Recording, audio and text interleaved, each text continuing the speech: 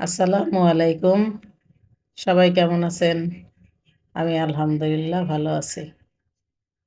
আজকে আমার ২ ছেলের জন্য তাদের প্রিয় খাবার বোম্বাই মরিচের সিঙ্গারা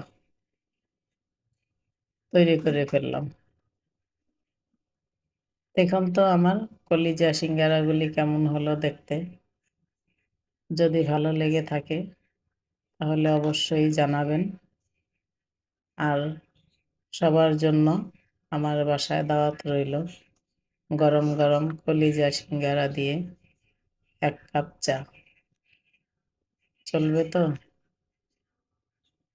অবশ্যই জানাবেন কেমন হলো। ভালো থাকেন, সুস্থ থাকেন।